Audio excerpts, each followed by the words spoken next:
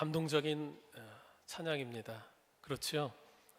우리 다시 한번 박수로 하나님께 영광 돌리겠습니다.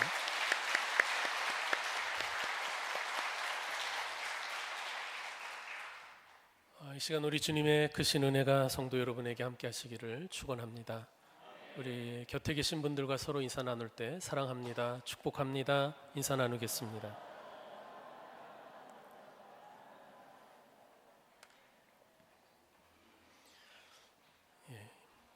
2차 세계대전 막바지에 미군 소대 하나가 독일 루르 지방의 한 마을에 들어갔습니다. 독일군이 퇴각하고 미군이 들어가기 전 마을을 수색하고 점검하기 위해서였습니다. 미군 병사들이 조심스럽게 그 마을을 수색하면서 마을 예배당에 들어가게 되었죠. 예배당 일부도 파손되어 있었는데 입대하기 전에 고향 교회에서 올겐 반주를 했던 그 미군 인솔 장교가 예배당의 올겐으로 다가가 앉습니다. 그리고 연주하기 시작하는데 내 주는 강한 성이요 찬송을 연주할 때 그 찬양 소리가, 그 음악이 예배당 안에 퍼지게 되었습니다. 연주하다가 이상한 느낌이 들어 뒤를 돌아보니 독일인 노 부부가 예배당에 들어와 있었습니다. 장교는 그들에게 미소를 보낸 후 계속해서 찬송가를 연주했지요. 이번에는 중년 부부가 손을 잡고 예배당 안으로 들어왔고 곧이어 마을 주민들이 하나 둘 모여들더니 예배석에 앉아 그 찬송가 연주를 함께 듣게 되었습니다. 어느덧 독일 주민들과 미군들이 함께 찬송을 부르기 시작했고 찬송이 끝났을 때 한 노인이 올겐 앞으로 걸어와 미군 장교의 손을 잡으며 말했습니다. 오 나의 형제여, 나의 형제여. 그리고 독일 주민들과 미군은 함께 예배를 드렸습니다. 예배당 건물은 이곳저곳 상처나 있었지만 이들의 찬송과 예배는 서로의 상처와 아픔을 위로해주고 있었습니다. 여러분, 오늘은 우리 감남교회 창립 78주년이 되는 주일입니다. 지난 세월 이 예배당 안에서 울려 퍼졌던 찬송과 예배 소리가 앞으로도 계속 주님이 다시 오실 때까지 계속되어서 우리 주님의 은혜가 끊임없이 흘러나오는 그런 교회가 될 줄로 믿습니다. 이제 한 분, 두 분 그 78년 역사를 함께 하셨던 분들이 하나님 품에 안기고 노년이 되신 우리 권사님들, 한평생 우리 교회와 함께 하셨던 권사님들 주일날마다 뵐 때마다 참 감격스러운 생각이 듭니다. 이 자리에도 계시죠. 정말 한평생 교회와 함께 하셨던 우리 권사님, 장로님, 또 몸을 움직이지 못해서 영상으로 이 시간 함께 이 예배에 참여하는 우리 장로님들, 그분들을 위해서 우리 잠깐 박수할까요? 네, 감사합니다. 감사합니다.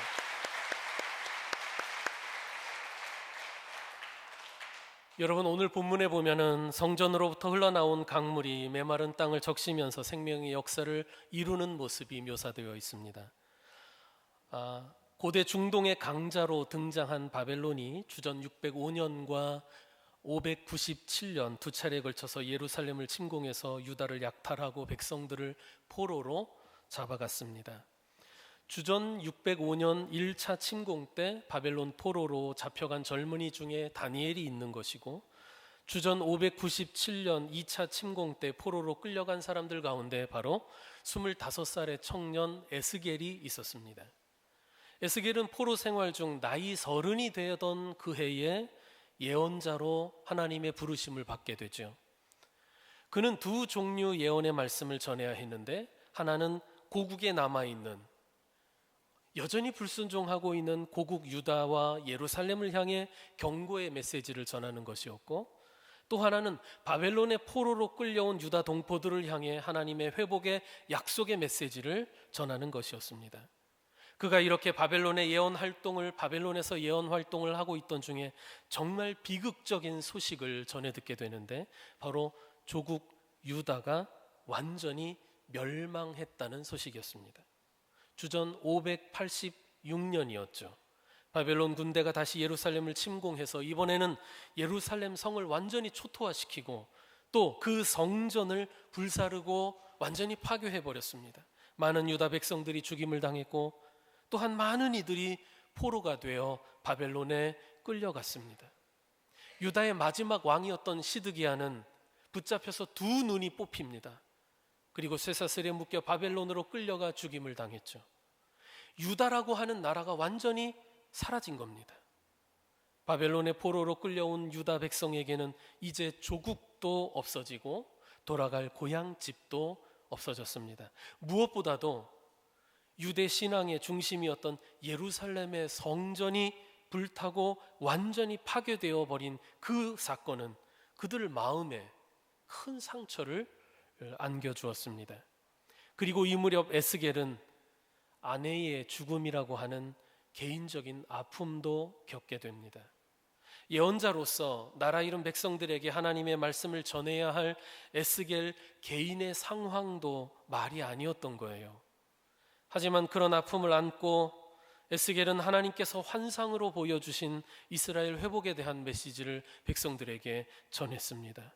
그러자 에스겔에게 좀처럼 귀를 기울이지 않던 독보들이 아내 잃은 선지자가 자기의 상처를 안고 회복의 소망을 전하는 그 예언의 말씀을 이제 그 백성들이 듣기 시작하고 그 말씀 가운데 하나님의 위로를 경험하게 되었습니다. 우리가 에스겔서 하면은 잘 알고 있는 대표적인 환상이 있죠. 에스골 골짜기에서 마른 뼈들이 다시 살아나서 군대를 이루는 그 환상, 그것도 결국 하나님께서 이스라엘 백성들을 회복시켜 주실 것이다 라고 하는 메시지 아니겠습니까?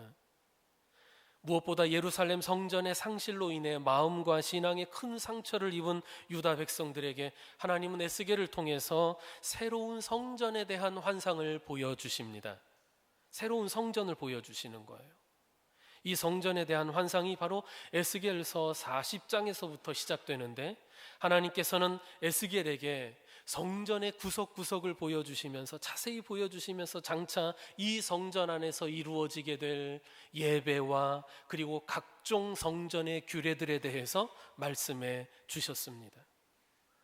이와 같은 성전 환상과 규례의 말씀이 바로 46장까지 길게 이어지는 거예요. 그러니까 새로운 성전과 그 성전에서 이루어질 예배에 대한 규례의 말씀이 40장에서부터 46장까지 굉장히 길잖아요. 길게 나옵니다. 바로 나라와 성전을 잃고 마음의 상처를 갖고 있는 이 유다 백성들에게 성전을 회복시켜 주실 것이다, 예배가 회복될 것이다 라고 하는 그 약속과 소망을 주신 것입니다. 그리고 나서 이어지는 말씀이 바로 오늘 본문 말씀인 거예요. 아시겠죠? 이제 시작하는 거예요, 여러분. 벌써 눈을 감으시면 어떡합니까? 이제 시작입니다. 자, 이렇게 새롭게 회복될 성전을 통해 어떤 역사가 이루어지게 될 것인가를 또다시 하나님께서는 에스겔에게 환상을 통해 보여주시는데 내용은 이렇습니다. 에스겔이 환상 중에 하나님의 사자에게 이끌려서 새롭게 건설된 성전에 가보니까 성전 문지방에서부터 물이 솟아나기 시작하는 겁니다. 그리고 얼마 지나지 않아 그 물은 개천을 이루어 동쪽의 사막을 통과하여 사해 바다까지 흘러 들어가더라, 그겁니다. 이때 천사가 자로 이제 성전으로부터 1,000척 약 550m 정도를 잰 후에 에스겔에게 그 물을 한번 건너보라고 합니다. 물에 들어갔더니 물의 깊이는 발목까지 차오릅니다. 천사는 다시 1,000척을 더 잰 후에 이번에도 다시 물을 건너보라 합니다. 이제 물을 들어가 보니 무릎까지 차오르는 겁니다. 또 1,000척을 잰 후에 가보라 하니 어디까지 와요? 물이 허리까지 차올랐습니다. 그리고 더 1,000척을 재고 건너보라 하니 이번에는 헤엄치지 않고는 능히 건널 수 없는, 그래서 자기 온몸이 다 잠기는 큰 강물이 되어 있더라라고 하는 것입니다. 말하자면 성전에서 흘러나온 물이 흘러갈수록 어떻게 된다는 거예요?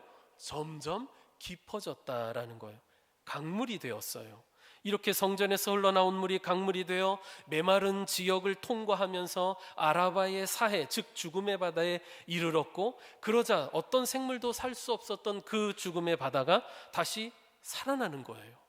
많은 물고기들이 펄떡이는 살아있는 바다가 되는 것입니다. 그리고 그 강물이 지나는 그 메마른 땅이 그 강물 좌우편으로 나무들이 많아지고 숲으로 우거지고 나무마다 진귀한 열매들이 주렁주렁 매달리고 그 잎사귀는 약의 재료가 되는 그야말로 생명의 역사, 회복의 역사가 그 강물을 통해서 이루어졌다라고 하는 것을 환상을 통해 보여주신 거예요. 에스겔이 본 이 환상은 어떤 의미가 있는 것일까요?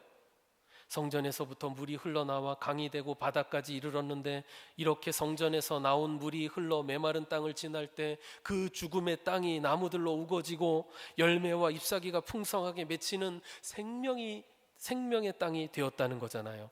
이 강물이 다다른 죽음의 바다 사해 역시 물고기들로 가득한 살아있는 바다가 되었다는 것 아닙니까? 무엇을 의미하겠습니까?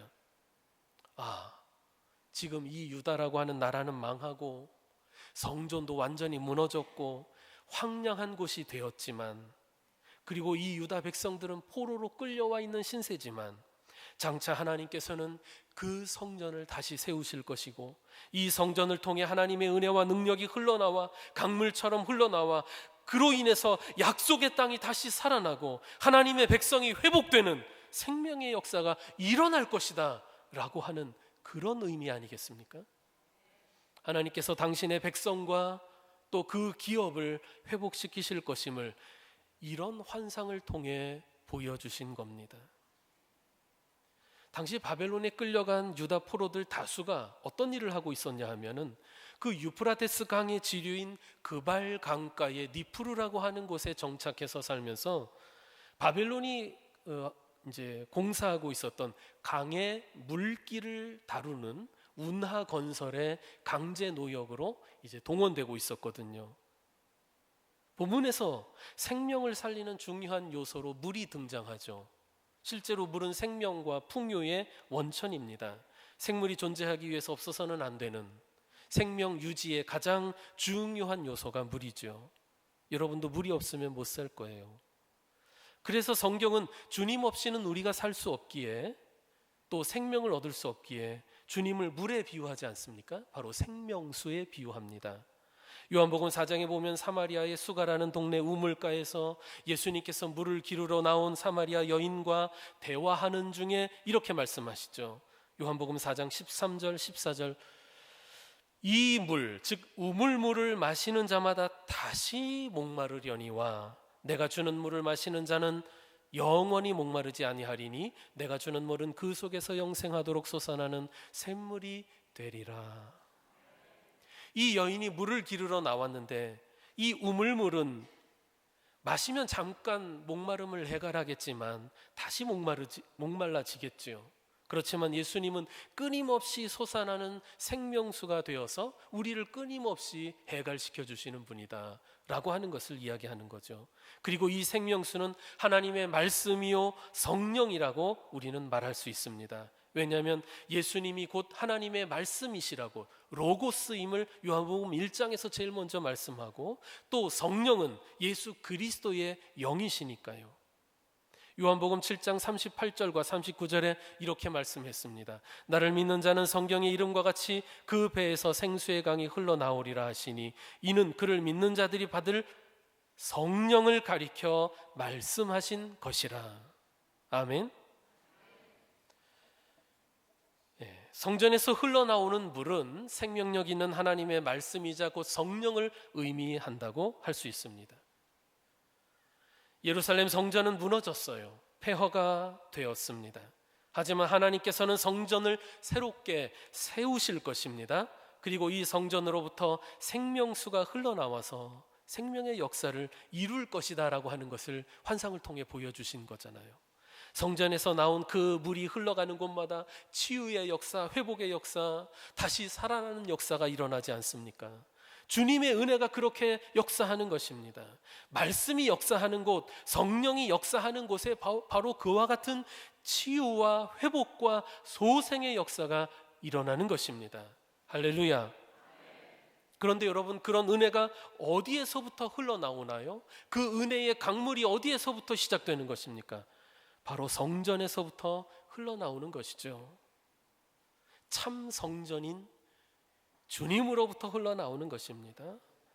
성전에서 나온 물이 강물을 이루고 마른 땅, 죽은 땅을 적실 때에 치유와 회복, 새 생명의 역사가 일어나듯이 오늘날 우리에게도 성전에서 흘러나오는 주의 말씀과 또 성령의 역사를 통한 그 생명 현상, 생명의 역사가 우리와도 함께하는 줄 믿습니다. 이 교회를 통해 여러분에게 이 은혜의 물이, 생명수의 생명의 역사가 늘 함께 하시기를 축원합니다. 말씀과 성령의 역사를 통해 우리의 심령이 살아나고 무기력한 삶이 활력을 얻고 우리의 몸과 마음이 치유되고 회복되는 줄 믿습니다. 성도 여러분, 우리 감남교회를 통해 지난 78년 동안 하나님께서 그와 같은 역사를 해오신 줄 믿습니다. 또 앞으로도 이와 같은 생명의 역사, 은혜의 역사 일어날 줄로 믿습니다. 여러분이 바로 이 같은 은혜를 경험하면서 살아가시기를 주의 이름으로 축원합니다. 여러분, 이 강물에 대해서, 은혜의 강물에 대해 좀 더 생각해 봅시다. 성전으로부터 흘러나온 물이 갈수록 깊어져서 강물이 되고 나중에는 바다로 들어가지 않습니까? 에스겔이 4단계에 걸쳐 강물의 깊이를 측정하는데 처음에는 그 물이 발목밖에 차지 않았는데 다음 더 가서 재보니까 무릎까지 차고 그 다음에는 허리까지, 그 다음 마지막에는 들어가 보니까 이제 온몸이 잠겨서 이 강은 헤엄쳐야만 건널 수 있는 큰 강이 되었다라는 것 아닙니까? 성도 여러분, 우리 교회도 그렇습니다. 우리 교회도 이 교회에서 흘러나오는 은혜의 강물이 점점 더 깊어지는 은혜의 강물을 우리 교회가 이루어야 하겠습니다. 그러기 위해서 우리 교회는요, 끊임없이 은혜가 솟아나는 샘물이 되어야 합니다. 또 그것이 흘러야 되겠죠. 흐르고 흘러서 깊은 강물을 이루게 될 줄로 믿습니다. 그러니까 성도 여러분은 이 교회에서 은혜의 샘물이 고갈되지 않도록 우리 교회를 위해서 기도해 주십시오. 또 우리 교회를 섬기는 많은 사역자들을 위해서 기도해 주십시오. 여러분 안에서 은혜가 고갈되지 않도록 기도해야 됩니다. 협력하고 또한 헌신해야 합니다. 그래서 생명수 예수님처럼 우리도 세상에 나아가서 정말 메마르고 죽은 땅 같은 이 세상에서 생명 현상이 일어나도록, 그래서 열매를 맺을 수 있도록 그런 교회, 그런 성도 되어야 할 줄로 믿습니다. 헤르만 헤세의 소설 중에 시달타라고 하는 소설이 있습니다. 시달타는 이제 부처의 이름이기도 하죠. 거기에 보면 나이를 먹은 시달타가 강 기슭에서 뱃사공을 만나 이야기를 나누는 장면이 나옵니다.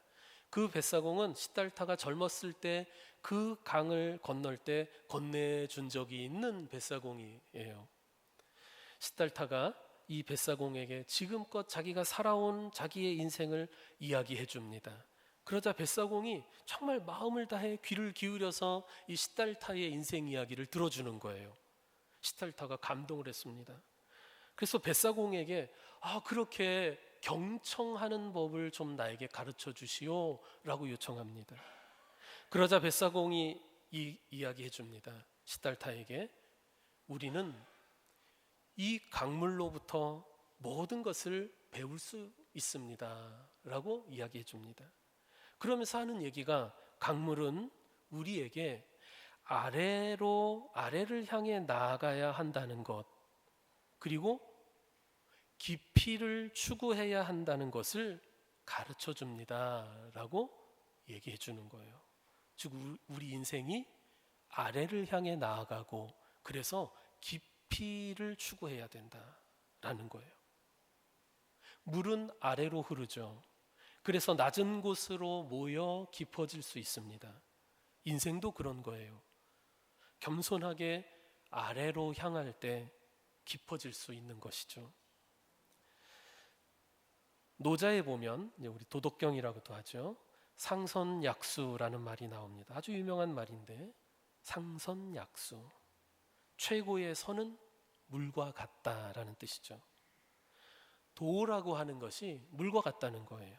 결국 사람도 물처럼 살아야 한다라는 이야기를 하고 있는 거죠. 물은 아래로 흘러 낮은 곳을 채우며 점점 깊어집니다. 장애물을 만나잖아요. 장애물을 만나도 그것과 다투지 않고 부드럽게 휘감아 돌며 결국에는 그것을 품어줍니다. 포용하게 되죠. 그리고 그렇게 흘러 깊어지고 결국 바다가 됩니다. 전에 제가 말장난처럼 한 얘기지만 바다가 바다인 이유는 다 받아주기 때문이라고 얘기한 적이 있는데 혹시 기억하시나요? 저는 그렇게 생각합니다. 바다는 자기에게 오는 강물을 가리지 않습니다. 다 받아줍니다. 포용합니다. 그래서 바다죠. 사람이 물처럼 살아야 한다는 것도 그런 의미가 있지 않겠습니까? 겸손하게 낮은 곳을 향하라는 것, 그래서 깊어지기를 추구하라는 것이죠. 그리고 우리가 그렇게 깊어져야 더 많은 것들을 품을 수 있는 것입니다. 교회도 그렇고 성도도 그렇습니다. 무언가를 적대시하고 혐오하고 분리시키고 하는 것이 아니라 우리가 더 깊어져서 포용하고 환대하고 그런 공동체가 되고 그런 성도가 되어야 되지 않겠습니까? 예수님이 그러셨거든요. 가장 높은 곳에서 가장 낮은 곳으로 오셨잖아요. 물이 아래로 흐르듯 하나님의 은혜도 그렇게 아래로 흘렀던 것입니다. 그리고 깊은 물이 많은 것을 품을 수 있듯이 바로 주님은 모든 죄인들을 품어주셨잖아요. 그리고 그들을 위해 십자가에서 대속의 그 희생 제물이 되어주시지 않았습니까? 그렇게 주님이 품어주셨던 그 많은 죄인들 가운데 저와 여러분이 있는 것 아닙니까? 그래서 이 노자에 나오는 상선약수라는 말은 저는 꼭 예수님을 이야기하는 것만 같아요. 본문에 성전에서 흘러나와 생명의 역사를 이루는 이 강물 역시 예수님을 의미하는 것 같아요. 생명수가 흘러나오는 그 성전도 그리고 그 생명수도 모두 예수님을 의미한다고 하겠습니다. 낮은 곳으로 흘러서 많은 것들을 품어서 생명을 싹 틔우고 되살리고 회복시키고 치유하고 예수님이 그랬듯이 우리도 교회도 성도들도 그래야 한다는 것을 배우게 됩니다. 여러분, 이 물이 흐르는 곳마다 생명의 역사가 일어납니다. 본문 7절 이하를 보면 성전 문지방에서 흘러나온 물이 동쪽으로 흘러 아라바로 내려갑니다. 아라바는 이 팔레스타인을 남북으로 길게 내리지르는 요단강을 좌우로 하는 아주 긴 협곡지대, 그 저지대를 아라바라고 하는데 사람이 살기 어려운 척박한 곳이죠. 그런데 이런 지역을 강물이 지나가면서 변화를 일으키는 거예요. 강물에 물고기들이 헤엄치게 되고 강 좌우편에는 나무가 자라고 풍성한 열매를 맺게 되는 것입니다. 그리고 그 강물이 사해까지 도달할 때 사해는 그야말로 죽음의 바다 아닙니까? 염분이 높아서 물고기들이 살 수 없는 곳이잖아요. 그런데 이 생명의 강물이 사해 바다도 변화시킵니다. 본문 8절 끝에 보면 이 흘러내리는 물로 그 바다의 물이 되살아나리라 말씀하지 않습니까? 이렇게 강물이 이르는 곳마다 죽었던 것들이 살아나는 현상들이 일어나는 것입니다. 강물로 인해 치유와 회복, 생명의 역사가 일어나는 거죠. 본문 9절에 이렇게 말씀했습니다. 다 같이 9절 말씀 읽어보겠습니다. 시작.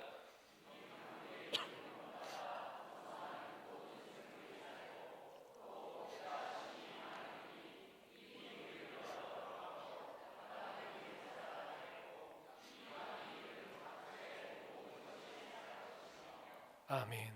여러분이 가는 곳마다 또 우리의 교회가 이르는 곳마다 이와 같은 생명의 역사가 일어나게 되기를 간절히 소원합니다. 그런데 이 같은 생명의 역사에 대해 저항하는 곳도 있습니다. 강물을 거부하고 저항하는 거죠. 11절 보십시오. 그 진펄과 게펄은 되살아나지 못하고 소금 땅이 될 것이며, 진펄과 게펄은 사해 주변에 산재해 있는 진흙 구덩이들을 말하는데 아주 소금기로 찌든 곳을 말합니다. 이런 곳은 되살아나지 못하고 생명이 회복되지 않는다는 거예요. 왜냐하면 진펄과 게펄은 생명수를 받아들이지 않기 때문이죠.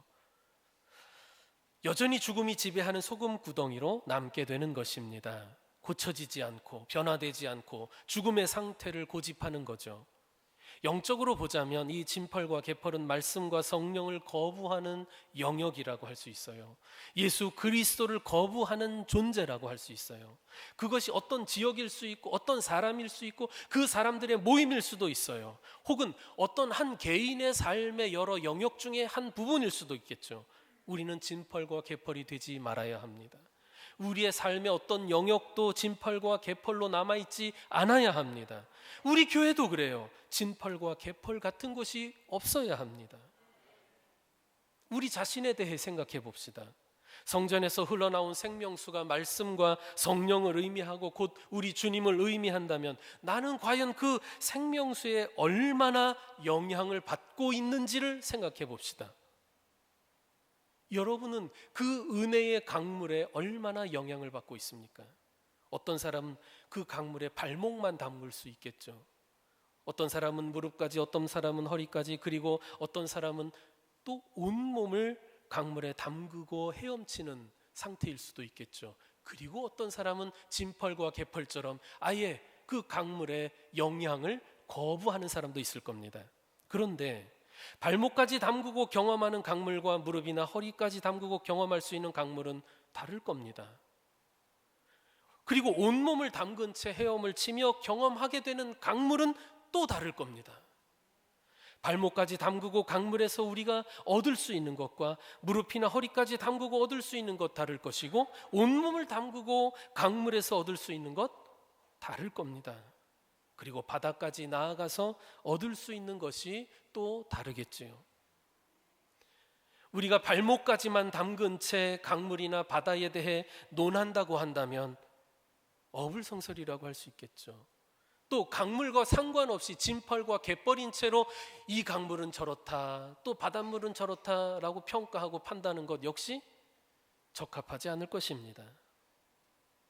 우리 성도들은 내가 지금 어떤 상태이든지 더 깊은 곳으로 나아가려는 마음을 가져야 하고 내가 또 더 깊은 사람이 되어야 되겠다 하는 그런 목적의식을 가졌으면 좋겠습니다.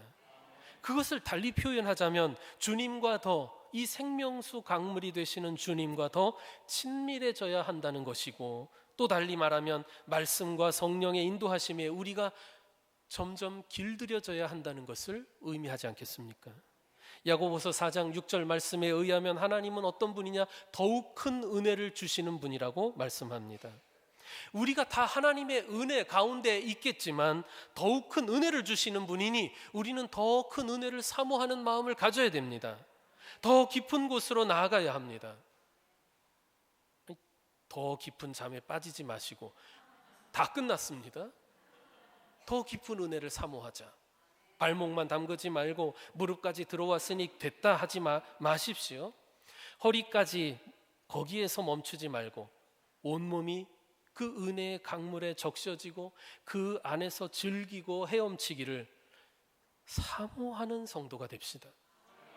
그리고 성도 여러분, 그 하나님의 은혜가 성전을 통해 흘러나오는 것을 잊지 말고 여러분 우리 교회를 아끼고 사랑합시다. 우리 교회를 위해 기도하고 또 헌신하는 성도가 됩시다. 교회의 머리 되신 우리 주님의 은혜가 성도 여러분에게 함께 하시기를 진심으로 축원합니다. 기도합시다. 78년 전 우리 감남교회를 세우시고 인도해 주신 하나님께 감사와 찬송, 영광을 돌립니다. 지금까지 이 교회를 통해 그리스도의 복음이 전파되게 하시고 하늘의 은혜가 세상을 향해 흘러가게 하신 주님께서 앞으로도 우리 교회를 통해 놀라운 생명의 역사를 이루어 가실 줄 믿습니다.